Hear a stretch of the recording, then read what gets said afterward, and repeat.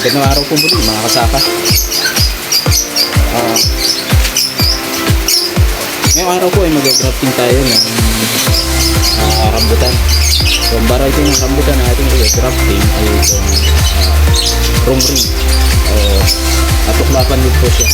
Tuklapin din siya na rambutan. So sa pag-grafting po, same process din po siya sa pag-grafting ng ibang process. Ang gamit na i-prepare natin ay ganun pa rin, grafting knife o kung wala, ito ay cutter. Meron din tayong grafting tape, ice bag o ice candy bag, tapos disinfectant. Yan, disinfect natin muna siya bago tayo mag-proceed sa pag-grafting.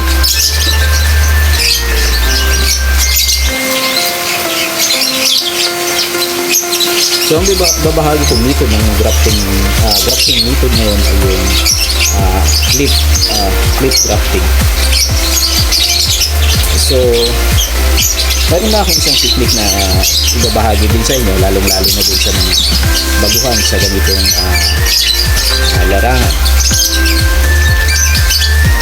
Sa pag-grafting po, yung nakasanayan natin, lalo na kung bata pa naman yung ating rootstock, ay binibiak natin siya doon sa gitna. Saka natin i-insert. Ikakat ito ng G yung ating sayon at saka i-insert sa gitna. So sa akin po, base sa aking karanasan, mas mataas po ang percentage na mag-success yung ating grafting kung dito lang natin siya, hindi natin sa gitna tutulong natin. Kadalasan po kasi ginagawa natin, ang common na ginagawa natin ay binibiak natin siya dito sa gitna mismo.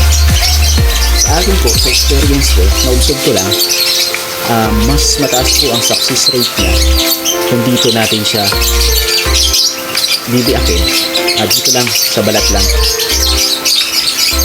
Kumbaga hanggang dun lang sa cambium layer na yung madulas na parte ng balat itong ating rootstock. So mas mataas po ang chance niya, para sa akin mas mataas ang chance niya na mag-success yung ating grafting.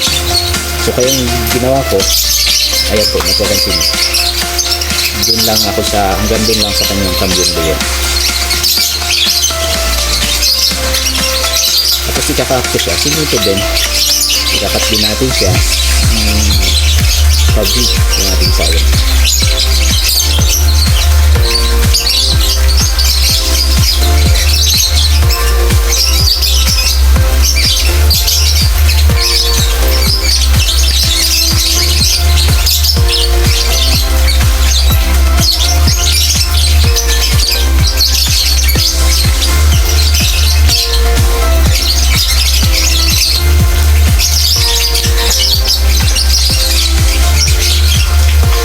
So mas maganda po, isang tips din po, mas maganda sa pag-grafting na mas malaki ng konti yung sayon kaysa doon sa ating rootstock.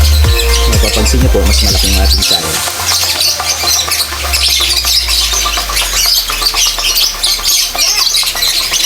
Sa rambutan po, okay lang na mahigpit siya kasi solid naman yung kahoy po ng ating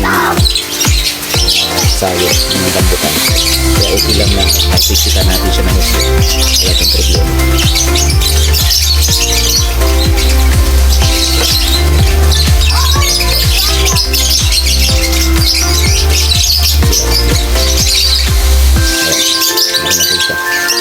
Tapos hindi mahaba yung ating ice bag.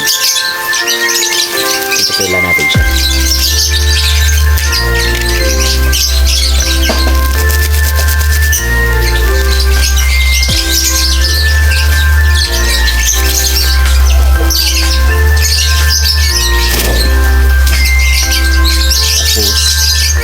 Ingatan din natin sa pagsusok ng silicone huwag mabutas, dahil kung nabutas siya, hindi siya mag-produce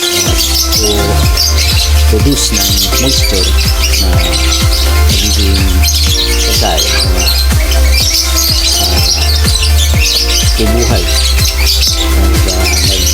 mapanatili ng sariwa itong ating giant.